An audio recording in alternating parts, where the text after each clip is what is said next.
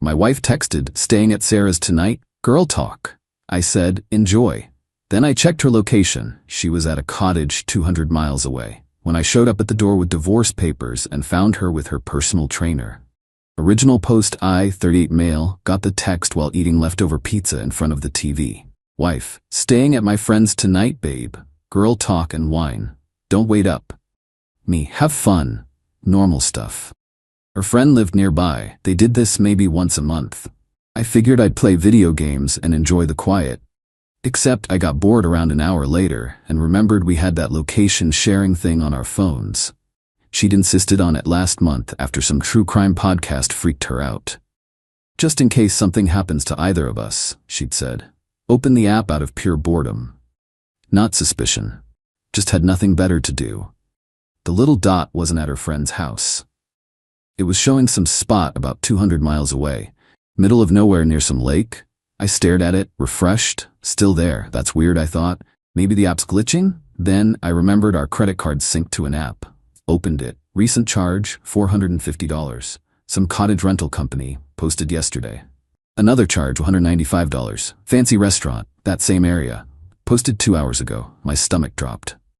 Pulled up her trainer's Instagram. This guy she'd been working with for the past year since she got really into fitness. He'd posted a story a few hours back, sunset photo. Location tag matched where her dot was showing. Oh. I sat there for maybe 10 minutes just processing. Then something in me just went cold and logical. Grabbed my laptop, Googled divorce lawyers, found one with good reviews, filled out the consultation form. Then I looked at that location dot again, 4-hour drive. Packed a bag, stopped at the 24-hour print shop, had them print every screenshot, the location, the charges, her text, his Instagram, all of it. Cost like $35. Got in the car and started driving. Arrived around 1 in the morning. Found the cottage. Her car was there. His car right next to it. Some expensive sports car he probably couldn't actually afford. Took photos of everything. Then I called the rental company's emergency line. "Hi, I need to report fraudulent use of my credit card. Someone rented a cottage without my authorization." The guy hesitated. "Sir, if it's a joint card, I'm the primary holder. I didn't authorize this charge. I need it canceled and the guests removed." Long pause. "We can cancel, but there's no refund and the guests will need to vacate immediately." Perfect. Hung up and waited in my car. About 20 minutes later, lights came on. The door opened. My wife came out in a bathrobe, looking annoyed. The trainer was behind her, shirtless. They were arguing with someone, probably the property manager. I got out of my car, walked into the light from the porch. My wife saw me and literally froze mid-sentence. "Hey babe," I said. "How's girl talk?" She couldn't speak, just stood there with her mouth open. The trainer tried stepping forward. "Look man, we can explain." "Don't care. Not talking to you." Looked at my wife. "I've got screenshots of everything. Your location, the credit card charges you made without telling me, his Instagram post, your text lying about where you were, all of it." "This isn't, I can explain," she started. "Nope, I've got a lawyer consultation in a few hours. You can explain to them. All communication goes through lawyers from now on." The property manager cleared his throat. "Folks, I need you to vacate. The reservation's canceled." "They're all yours," I said. Turned back to my wife. "Enjoy finding a hotel at 1 a.m. Got in my car and left. Drove 4 hours back home while my hands shook the entire time. Update 1. The last 2 weeks have been absolutely insane. Got home that morning and went straight to the lawyer consultation. Showed her everything. She looked at the evidence and actually smiled. "This is pretty clear cut. She used marital funds for an affair. That helps us tremendously." Filed for divorce that same day. Had her served at the gym 3 days later. Yeah, I made sure the process server caught her there with him. Petty? Maybe. Satisfying? Absolutely. She showed up at the house that afternoon. I'd already changed the locks. Lawyer's recommendation. Heard her key trying the lock, then pounding. "Open this door right now." I talked through the Ring camera. "You can pick up your essentials tomorrow afternoon. Schedule it with my lawyer. You can't lock me out. This is my house too. You left. You stayed at your mom's place for the last 3 days. You established residence elsewhere. But hey, call the cops if you think I'm wrong. They'll explain it to you." She called them. 2 cops showed up an hour later. I showed them the divorce filing, explained the situation calmly, showed them her text with the date stamp. The older cop looked exhausted. "Ma'am, this is civil. You need to handle it through your lawyers. You can't force your way back in during a divorce proceeding." "He's making me homeless." "You've been staying at your mother's house for 3 days. You have a residence." They left. She screamed at them from the driveway about abuse and abandonment. They ignored her. Next day, her mother showed up. This woman never liked me anyway, so this was going to be fun. She didn't knock, just started screaming through the door. "You monster, open this door and face me like a man!" Through the camera. "Not interested in talking to you. My daughter made one mistake and you're destroying her life. One mistake is forgetting an anniversary. This was lying, cheating, and spending our money on it. That's a series of choices. She loves you, she's devastated. She was so devastated she spent 3 days at a cottage with another dude. I'm sure she cried the whole time. You'll pay for this. We'll take everything from you." "Cool, see you in court." She stayed out there yelling for like half an hour before finally leaving. Then came the legal demands. Her lawyer sent a letter wanting me to move out of the house, her to have exclusive use of it during the divorce, $3,500 monthly temporary support. Both cars, we had 2, both titled in my name, full custody of our dog, my dog that I'd had for 7 years before we even met. My lawyer actually laughed reading it. The entitlement is remarkable. Her response letter was basically, absolutely not. Discover how much she actually contributed financially. She can get a job and we're keeping the dog because it's his. But here's where things got really interesting. I got a call from my bank. Someone tried to transfer $15,000 out of our joint account to a new external account. The bank flagged it as suspicious. "Freeze it," I said. "Remove her access entirely. We're divorcing and she just tried to steal money." They put a hold on everything pending legal paperwork. My phone exploded. Her friends, her sister, everyone messaging me. "You froze her out of the bank account? How is she supposed to survive? She tried to steal $15,000. She can survive at her mother's house. You're being cruel and vindictive. She cheated on me with her trainer using my money. I'm being protective of my assets." Big difference. Then, and this is the best part, the trainer called me. "Dude, you gotta chill out. She's going through a really hard time because of you." I almost laughed. She's going through a hard time? I'm the problem? You're being a dick about this whole thing. Just be cool and let her have some money to get on her feet. Let me get this straight. You slept with my wife while she was married to me, and now you want me to give her money? I mean, she needs help right now, man. You're her husband. Soon-to-be ex-husband, because of you and her. Mostly her, but you definitely helped. Whatever, dude, you're just bitter. Oh, one more thing. I filed a complaint with your gym's corporate office. Sleeping with married clients violates your employment contract. Thought you should know. You what? Hung up. I actually had filed the complaint that morning. Sent them all the evidence. Photos of them at the cottage, the Instagram posts, everything. Found out 2 days later they fired him. Well, terminated for violation of professional conduct policies. When my wife found out, she lost it. 30-something angry texts from different numbers before I blocked them all. The best one, "You got him fired? What is wrong with you? This is psychotic." I sent one reply, "He violated company policy by sleeping with a married client. That's on him. All communication goes through lawyers." Blocked her completely after that. Update 2. About a month since cottage night. The entitlement has reached absolutely absurd levels. Had a court hearing about her emergency motion to access the house. She showed up with her mother and sister, all dressed up like they were going to a funeral. Maximum sympathy play. Her lawyer gave this whole speech about how I'd cruelly locked her out without warning, denied her access to her belongings, was hoarding marital assets. Then my lawyer stood up and handed the judge a packet. All the evidence. Everything. "Your Honor, my client's wife told him she was staying at a friend's house for girl talk.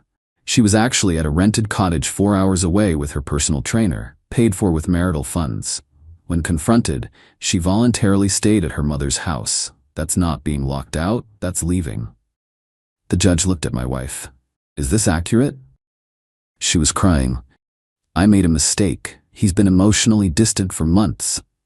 That's not what I asked. Did you go to this cottage with another man while telling your husband something else? Yes, but I was confused. And you stayed at your mother's residence afterward? I needed time to process. Motion denied. You established residence elsewhere. File a proper motion if you want property access. Next case. Her lawyer tried to argue. Judge shut him down immediately. Outside the courthouse, her mother completely lost it. You liar! You manipulated the judge. I presented facts. Your daughter lied and got caught. She's suffering. Don't you care? She's suffering the consequences of her own choices. That's not the same thing. Her sister jumped in. You've always been controlling. She told us how you watched everything she did. I literally found out she was cheating by accident. I wasn't watching anything. But thanks for admitting she's been painting me as the villain for a while. They kept screaming, but I just left. That afternoon, my wife showed up at my office. Security called me. Sir, there's a woman in the lobby claiming to be your wife. Says it's an emergency. We're divorcing. There's no emergency. Please remove her. She's saying you have her medication, and she needs it urgently.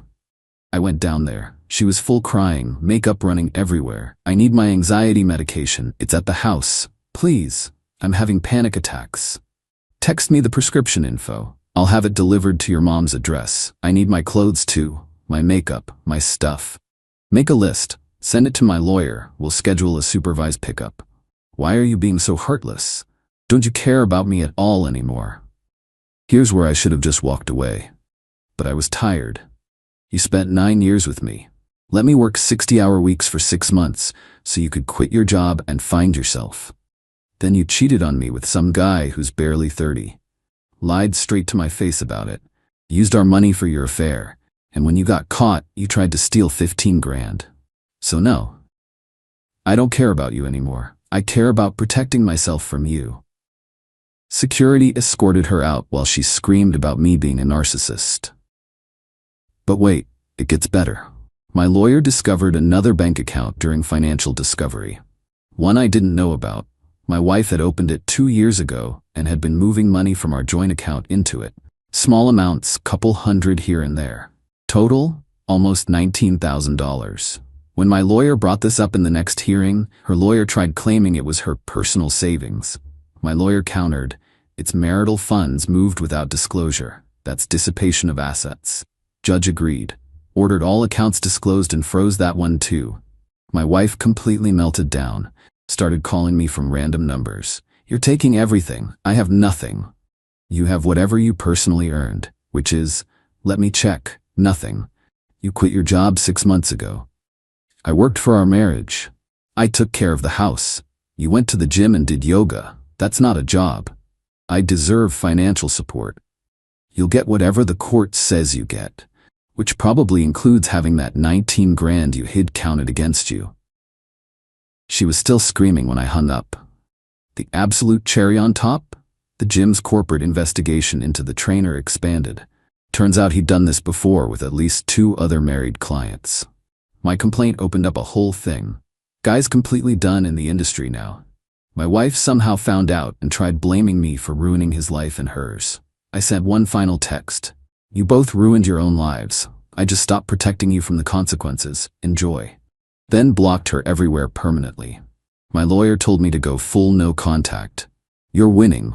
Don't give them ammunition. So here I am, a month in. Legal fees are already over $10,000. It's exhausting and expensive. But every time I think about maybe being reasonable, I remember her in that bathrobe at the cottage, him behind her, after she'd lied to my face and spent our money on it. Nope. She made her bed. She can lie in it. With or without the trainer, who apparently isn't returning her calls anymore either. Final update. 7 months since I showed up at that cottage. Divorce finalized last week. Time to close this out. The settlement process was brutal. She fought everything, every single asset, every expense, every detail.